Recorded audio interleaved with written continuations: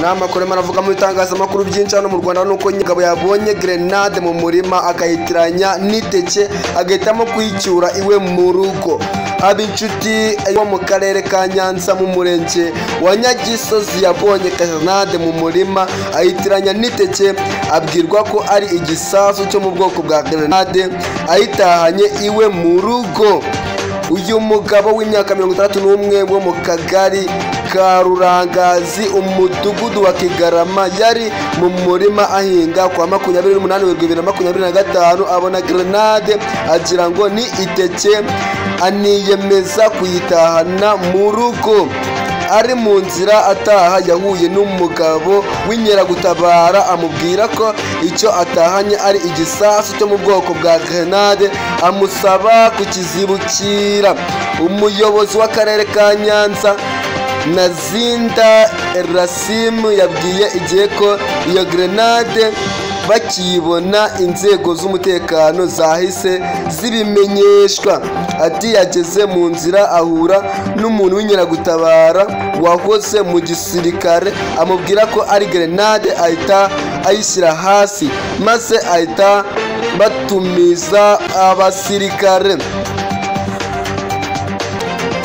Meya Nazinda yavuze ko iyo grenade bigaragara ko cyane abihuza nuko agace ka Nyagisozi kahoze mu gice cya zone Turikoyize yari muri prefectura ya Gikongoro. Mashime Samuel ije akadomo.com. N'amakuru abonera hano mu buryo bw'incamake ariko ku kinyamakuru cyacu cya akadomo.com nuko abakora mu bigo by'imari bahawe umukoro wo kujyana naho isi igeze. Canada imvura yiganjemo urubura yateje ibura ry'amashanyarazi, amashuri arafungwa. Trump yihanangirije Uburusiya nyuma yaho Putin asabiye Zelensky kweguzwa. Ibihumbi 103 by'amadolari by'amafaranga yibwe hifashishijwe ikoranabuhanga yagarujwe. Yase ihomba miliyari 5 z'amadolari kubera kutubahiriza uburenganzira bw'abaryamana bahuje ibitsina. Ubwongereza bwubuye umushinga wo kohereza abimukira mu bindi bihugu. Imyiteguro yo gutangiza ibiganiro bya Rwanda Nairobi irarimbanyije. Amerika n'Uburusiya byatangiye ibiganiro bigamije kubyaza umusaruro amabuye y'agaciro. Kongo nta gisirikare igira ni abajura. Ibyo byavuzwe na Senateri Evode Uwizeyimana. Amaso ahanze urubanza rwa Le Pen rushobora gushyira iherezo ku rugendo rwe rwo kuba perezida. Vigoro Deep ugezweho muri Afurika y'Epfo ategerejwe i Kigali. Uganda umunyarwanda yapfiriye mu mpanuka. Nyanza yabonye grenade muri make. Mashimwe Samuel ije akadomo.com. N'amakuru maravuga mu myidagaduro nuko Theo Bosebabireba yakomoje ku buzima bw'umugore we utegereje guhabwa impyiko. Theo Bosebabireba yavuze ko umugore we umaze igihe kinini arembye bikomeye yabonye umuha impyiko, nubwo bagitegereje gahunda y'ibitaro byitiriwe Umwami Faisal kugira ngo babashe kuyimuha. Ibi Theo Bosebabireba yabigarutseho mu kiganiro yagiranye na Igihe ubwo yari abajijwe uko ubuzima bw'umugore we umaze igihe arwaye buhagaze. Kuva mu Gushyingo 2024 umugore wa Theo Bosebabireba yarembejwe n'indwara y'impyiko yafashe ize zose zikangirika.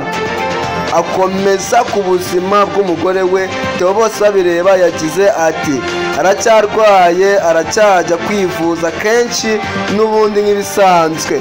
Icyo twishimira ni uko yabonye uzamuha impyiko. Ubu dutegereje ko kuwa gatanu tariki ya 4 Mata 2025 ibitaro byitiriwe Umwami Faisal bizaduha gahunda tukamenya igihe bazayimuhera.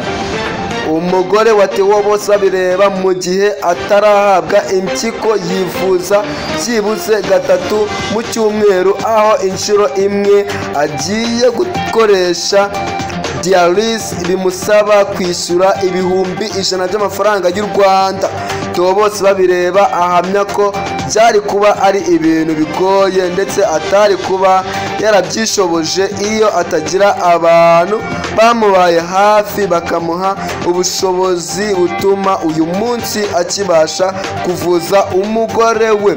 Uyu muhanzi ahamya ko nyuma y'uko abantu bamenye ko umugore we arwaye bagerageje kumuba hafi ndetse bamufasha kubona ubushobozi bwatumye umugore we yivuza nta munsi n'umwe asibye. Theo Bosebabireba ni umwe mu bahanzi b'indirimbo zo kuramya no guhimbaza Imana bakunzwe mu Rwanda. Yamenyekanye mu ndirimbo nka Bosebabireba yanitiriwe Kubita Utababarira, Ikiza Urubwa n'izindi nyinshi. Imana Samuel igihe.com